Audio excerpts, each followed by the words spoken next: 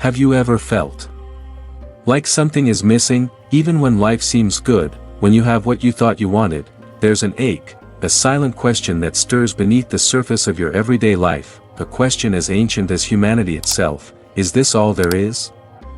From the grand palaces of ancient kings to the silent caves of wandering monks, from bustling city streets to your quiet bedroom at night, the human heart has always yearned for something more, a peace that doesn't fade, a truth that can't be taken away, a freedom untouched by the rise and fall of the world around us. We chase it in different forms. Some seek it through wealth, believing that possessions will fill the emptiness. Others through power, craving control in a world of uncertainty. Some lose themselves in love, in pleasure, in distraction. But no matter how bright the momentary flame, the darkness always returns. And it's in those quiet, aching moments that we realize we've been searching for the wrong thing. The sages called it enlightenment. The Buddha described it as the end of suffering, the unshakable peace beyond birth and death. In other traditions, it's been called awakening, liberation. Nirvana, the ultimate truth. But words are small things for such a vast experience. So what is this thing we call enlightenment, and why does it call to us so deeply? Is it just an ancient fantasy, a story told by monks and mystics to comfort the restless heart, or is it something real, something possible? Even for you, the story of the Buddha is the story of all of us, born into privilege, surrounded by luxury. Siddhartha Gautama was promised a life without pain, but life had other plans. One by one, he encountered sickness, old age, and death. The illusions of permanence shattered before his eyes. And in that moment, the question rose within him, is there a way beyond this endless cycle of suffering? He left behind his royal life, his family, his name, to chase a single truth, not for the gods, not for fame, but for the aching hearts of all who would come after. And what he found was not a magic spell, not a hidden paradise, but a simple, direct path to freedom, a way of seeing life that transforms how you experience each moment. Today, in a world louder and faster than ever before, that ancient path still waits, in the space between your thoughts. In the breath you often forget you're taking, in the quiet wisdom of your own heart. It's not something you have to earn, it's not a prize for the pure or the chosen, it belongs to anyone who dares to turn inward and truly see.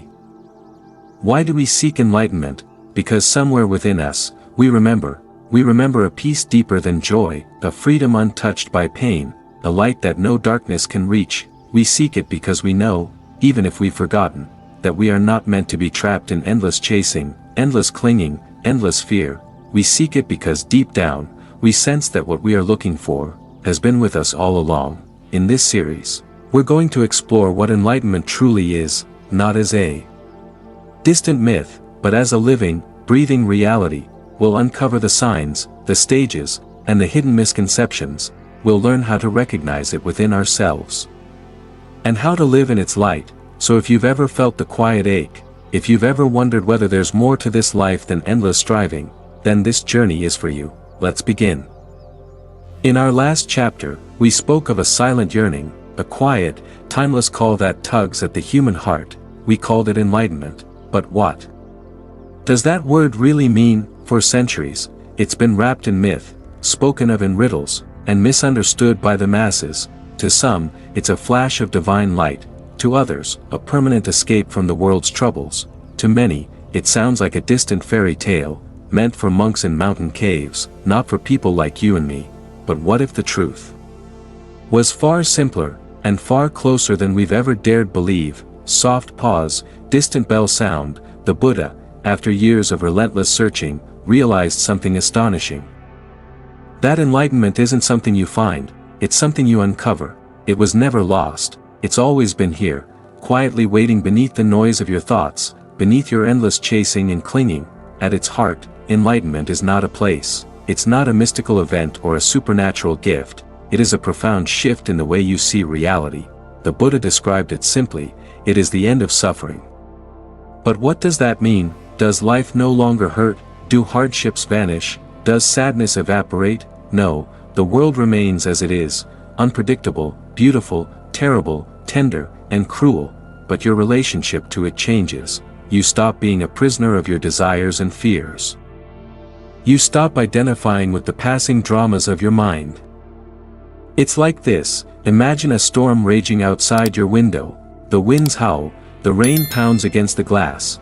Before enlightenment, you might believe you are the storm, you are your anger, your grief, your craving, but through awakening, you realize you're not the storm, you're the one watching it, you are the clear, boundless sky beneath it all. This is why the Zen masters speak in paradox. They say things like, before enlightenment, chop wood, carry water. After enlightenment, chop wood, carry water. The outer world doesn't necessarily change, but how you move through it, how you experience it, transforms completely. Soft, warm strings. Many traditions describe enlightenment as the dissolving of the ego. The false sense of self, that voice in your head that says, this is me, that is you. This is mine, that is not. I must win, they must lose. But this self is a thought, a fleeting idea that we mistake for truth.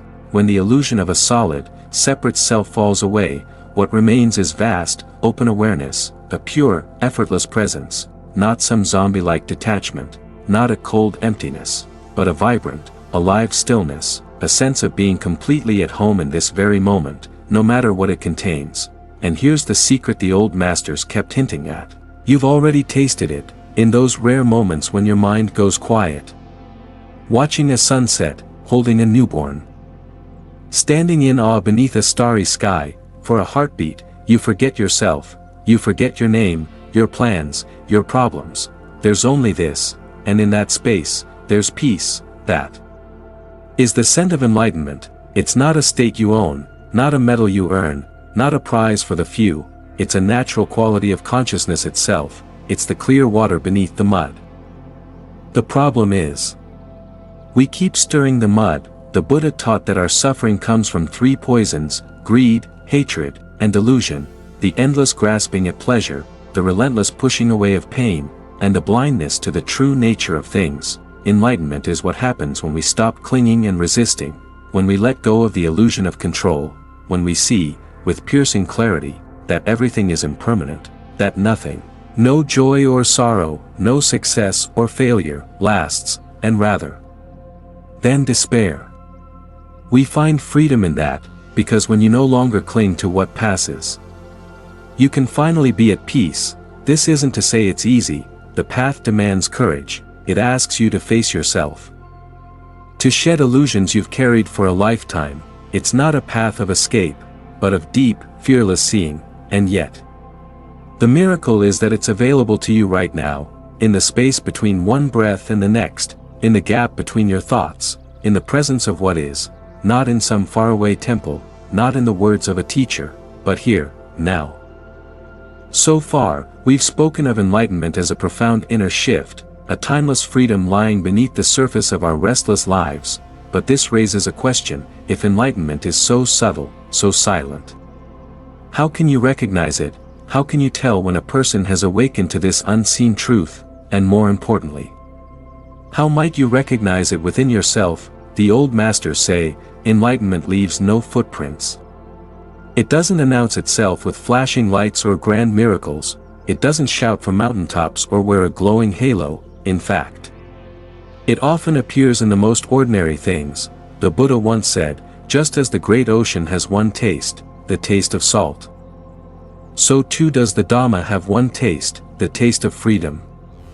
And it's in this quiet freedom that the signs of enlightenment reveal themselves. Let's look closer. The first, and perhaps clearest, sign is unshakable peace, not the fleeting calm we get from a quiet evening or a deep breath, but a profound stillness that remains, even when storms rage. It's not that the awakened don't feel sorrow or pain, they do, but they no longer resist it.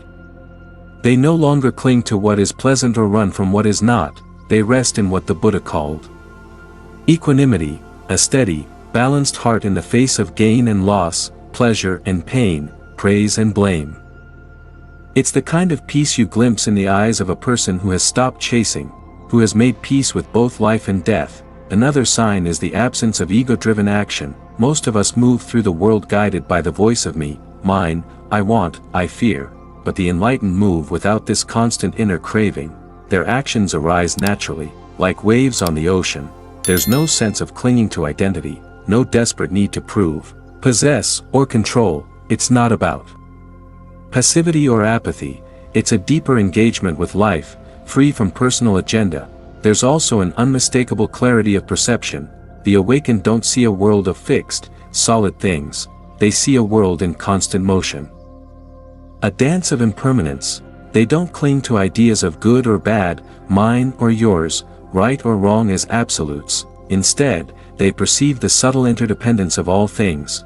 Imagine looking at a tree. To most, it's just a tree, but to the awakened, it's the sunlight, the soil, the rain, the air, all coming together in this moment to appear as what we call tree. And so they move through life with humility, knowing that nothing stands alone. That to harm another is to harm oneself. Another quiet sign is boundless compassion, not the kind born of pity, but of deep recognition.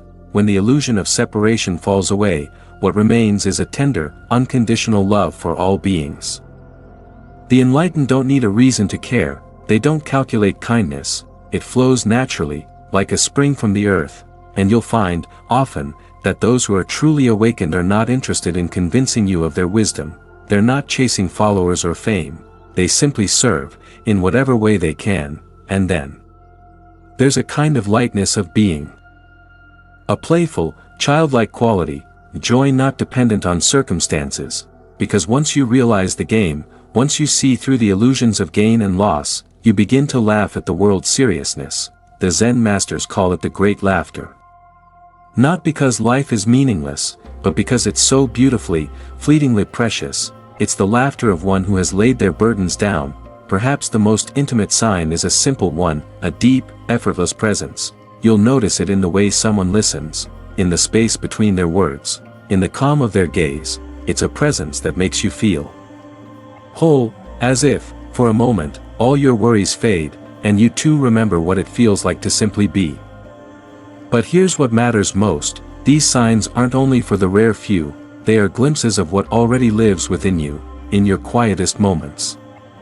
You've tasted them, in the way you've forgiven someone without reason, in the moment you let go of an old hurt and felt free, in a sunset that left you breathless, without thought. These are the seeds of awakening, and though full enlightenment may seem distant, every moment of presence, every act of kindness, every letting go, is a step on the path.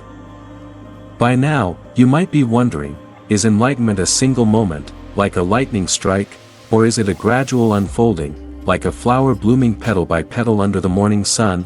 The truth is, it's both. Some awaken in an instant, for others, it's a path of small, quiet realizations, spread across the days and decades of a lifetime. In the ancient texts, especially in Theravada Buddhism, enlightenment is described in 4 distinct stages. Each stage represents a deepening of insight, a loosening of the mind's grip on illusion, and while words can never capture these transformations perfectly, the old masters left us metaphors, to help us sense what it's like to move from seeker to sage. The journey begins with the stage known as Sotapanna, or the stream enterer. Imagine standing on the bank of a great river. For your whole life, you believed the shore was all there is. Then one day, you take a step into the current. That's Sotapanna. It's the moment when you see, beyond any doubt, that the self you've clung to isn't solid, that life is impermanent, that chasing pleasure and fearing pain will never lead to lasting peace. The stream enterer has a direct glimpse of truth, not a belief, not a theory, but a lived experience, and from that moment, they cannot fully turn back.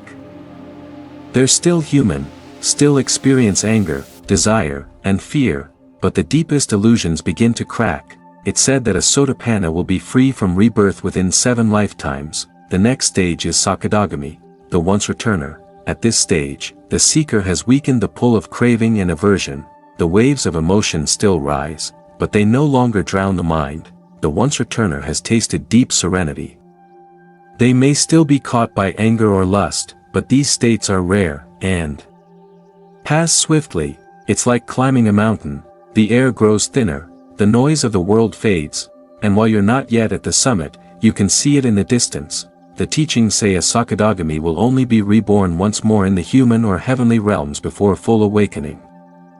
The third stage is Anagami, the non-returner. Here, the seeker has let go of the most stubborn attachments, sensual desire no longer binds them, hatred no longer poisons their heart, they live with profound equanimity, pleasure and pain, gain and loss, praise and blame. Touch them, but do not move them. It's said that anagamis are no longer reborn in the human world. After death, they take birth in one of the higher realms, known as the pure abodes, where they complete the final steps to nirvana. But even here, it's not about floating in bliss, it's about clarity, about seeing reality without the distorting lenses of greed, hatred, and delusion. And finally, the fourth stage, Arahant. The Arahant has fully awakened, they have crossed the river, all defilements are extinguished, all illusions shattered, they no longer seek anything from the world, no longer cling to identity, to views, to becoming, life flows through them effortlessly, like wind through an open field. But here's the beautiful paradox, they don't disappear from the world, many Arahants choose to remain, quietly offering wisdom, tending to the suffering of others without attachment, and while these stages might sound like distant milestones, Buddhist masters remind us that the seeds of each stage are within you, right now, every moment you release a grudge, every time you catch yourself clinging and let go. Every instant you choose compassion over anger, you take a step, the journey from seeker to sage is not about chasing perfection, it's about waking up, one breath, one moment, one act of kindness at a time, and though the map is ancient, every traveler walks it in their own way. For centuries, the word enlightenment has shimmered like a distant star in the minds of seekers, a word whispered in temples, spoken of in sacred texts, and pursued in the silent chambers of countless hearts, but with its mystique, comes misunderstanding, and if we don't unearth these myths, these illusions about awakening, we risk chasing shadows and missing the very thing we long for. So today, let's clear away the fog. Let's name the myths and meet the truth beneath them. Myth number 1, enlightenment is supernatural. Many imagine an enlightened being as someone who can walk on water, read minds, or defy death itself. They picture a figure glowing with light, levitating in lotus posture. And while ancient texts sometimes describe miraculous abilities, the Buddha made one thing clear, the greatest miracle is a heart free of suffering. The real magic isn't bending spoons or seeing distant realms, it's meeting each moment without fear or craving. An awakened person might live quietly, tending a garden, teaching children, or sipping tea unnoticed. Their power lies not in spectacle, but in serenity. Myth number 2, enlightenment is escaping the world. Some believe awakening means leaving society behind, abandoning family, work, and joy, but look closer, the Buddha himself left the palace, yes, but later returned to teach in cities and towns, among merchants and kings. Zen monks sweep temple grounds, tend to animals, and share meals. Even great masters laugh, grieve, and fall sick. The awakened don't escape life, they engage it fully, without attachment. They live in the world, but are not caught by it, like a lotus that rises from muddy waters, yet remains unstained. Myth number 3, enlightenment happens all at once. The romantic notion is that one day, perhaps while meditating beneath a sacred tree or hearing a single teaching, a sudden flash of insight will dissolve all ignorance. And yes, for some, it comes like a lightning strike, but for most, it arrives like dawn, slowly, quietly, over years. The great Zen master Shunryu Suzuki once said, enlightenment is not something you attain. It's the moment you stop believing you lack it. It's less about a single moment, and more about 1,000 small moments of waking up. Myth number 4, enlightenment erases all emotion. Many assume the awakened feel no anger, sadness, or pain, but remember, even the Buddha grieved the death of loved ones. Great masters mourn, laugh, and feel the sting of life's losses. The difference is, they don't cling to these states, they allow emotions to rise and pass, like clouds across a clear sky. They are no longer enslaved by them. Myth number 5, enlightenment is only for monks and hermits. Perhaps the most harmful myth is that awakening is reserved for those who renounce the world, the monks in saffron robes, the sages in the forest. but if you listen carefully to the old stories, you'll hear of farmers, merchants, warriors, and mothers who awakened. The Buddha taught householders as well as monks, and many modern masters remind us, the path is wherever you are. It's in the way you listen to a child's story, in how you meet a stranger's anger, in how you breathe through grief or joy. Myth number 6, enlightenment means constant bliss. We often imagine the awakened as floating through life in a state of perpetual ecstasy, but in truth, awakening isn't about clinging to any state, not even bliss. The awakened know that even joy is impermanent. They cherish beauty, but let it go. They grieve losses, but don't drown in them. They meet each moment as it is, simple, direct, alive. This is not detachment born of indifference, but of deep presence. Why these myths matter, you might wonder. Why dwell on myths? Why not focus only on the truth? Because these illusions shape how we seek. If you chase fireworks and halos, you might overlook the quiet miracle already blooming inside you. You might wait for a grand awakening, and miss the simple act of letting go of one grudge, of offering one word of kindness, of being fully present for one breath. The masters remind us, the path is ordinary, and precisely for that reason, miraculous. And you don't need to wait until the perfect moment or escape to a mountain cave. You can begin here, now. And so, we arrive at the question that quietly stirs in every sincere seeker's heart: how would you know? If you've truly awakened, if you've stepped beyond the illusions of self, time, and suffering. It's a delicate question, because paradoxically, the one asking it may no longer exist by the time it's answered. Yet, for centuries, sages have offered subtle signs, not as badges to chase, but as gentle mirrors for self-reflection. Tonight, let's walk together through these quiet markers of awakening. Sign number 1, the end of the inner war. For most of us, life is a tug of war. We pull toward pleasure, we resist pain, we chase recognition, we flee rejection. Our minds are restless travelers, constantly comparing, craving, and fearing. But the awakened have laid down the rope. There's no longer a battle between what is and what should be. They meet life as it unfolds, without bargaining or blame. It's not indifference, it's profound acceptance. Joy arrives, they smile. Sorrow comes, they bow. They no longer divide the world into me and mine versus the rest. Sign number 2, the collapse of the separate self. Perhaps the clearest sign of awakening is the dissolving of the rigid identity we've clung to. Most of us carry an invisible script. I am this kind of person. I want this. I don't like that. We build an entire universe around this fragile idea, but the awakened see through the illusion. They realize that this self is a process, not a possession, a swirl of thoughts, emotions, and memories, appearing and vanishing like clouds. Without this tight identity, life becomes lighter. There's no longer a constant need to defend, to prove, or to protect a story. Instead, there's spaciousness, freedom. Sign number 3, equanimity in all conditions. Imagine the deepest serenity, a calm lake untouched by wind. The awakened dwell in this stillness. Pleasure doesn't inflate them.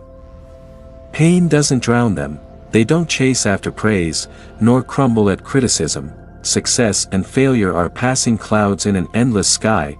It doesn't mean they no longer feel, but that no feeling hijacks their clarity. Equanimity isn't numbness, it's the freedom to respond, rather than react. Sign number 4, the spontaneous compassion. When the illusion of separation dissolves, compassion blooms naturally. The awakened see their own reflection in every being. Another's pain feels like their own, another's joy, a shared blessing, and so, kindness flows effortlessly, not out of duty, but from deep recognition. A master once said, to the awakened heart, all beings are family.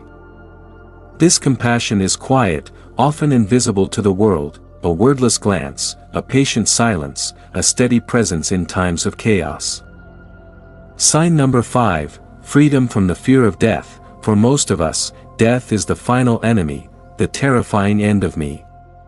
But the awakened no longer cling to this body-mind identity. They've seen that what they truly are was never born and can never die. Life and death become waves in a vast ocean of being. This doesn't mean they seek death, nor dismiss grief. It means they meet mortality with serenity, a gentle knowing that what rises, falls, and what falls was never truly lost, a subtle warning, ego's final trick. But here's the paradox. The very desire to confirm one's awakening can be a trap. Ego loves claiming titles. I am enlightened. And the masters warn us, if you find yourself needing to declare it, you probably haven't. True awakening leaves no trace. The one who sought it dissolves. There's no longer a self who owns the experience. As the Zen saying goes, the wild geese do not intend to cast their reflection. The water has no mind to receive their image. So, can you know? The real answer is both yes and no. The signs are there, subtle, unmistakable shifts in perception, in how one meets the world, but the deepest awakening is not a concept the mind can grasp, it's a lived, direct knowing. Beyond thought, and when it happens, there's no one left to ask the question, just silence, just presence, just life, unfolding. As we come to the close of this journey, a question lingers in the silence. Could it be that you are already enlightened, without even knowing it? It sounds paradoxical, almost too good to be true, yet, if enlightenment is not a distant mountain to climb, but a clear sky that's always been there, if awakening is less about becoming and more about remembering, then perhaps the answer is hidden in plain sight. Think for a moment about those rare times when you felt completely alive, free from worry, fully present, wrapped in a quiet peace, a moment when the noise of the mind softened, and you simply were. Could that be a whisper of awakening? The sages say, awakening is not a trophy or a destination. It's a way of seeing, a shift in how we relate to ourselves and the world, and it often arrives not with fanfare, but in subtle ways, a kindness extended without expectation, a sudden clarity in confusion, a breath taken in with full presence. You may carry enlightenment quietly, like a seed beneath the soil, waiting, growing, ready to bloom when the time is right, or perhaps it is already blooming in ways you haven't recognized. In your compassion, in your resilience, in your willingness to face life's challenges with an open heart, this journey is not about measuring progress with milestones or labels, it's about returning home, to the truth of who you are beyond all stories. The Buddha taught, you, yourself, as much as anybody in the entire universe, deserve your love and affection. To awaken is to live this truth, fully and without apology. So, as you step back into your day, remember this, enlightenment isn't a prize reserved for a chosen few, it is the natural unfolding of seeing clearly, that beneath the storms of thought and emotion, there is an unshakable peace, and that peace is you, right now, always. Thank you for walking this path with me. May your journey continue with grace, curiosity, and courage. And may you discover, in the quiet moments, the boundless light that has never left your side.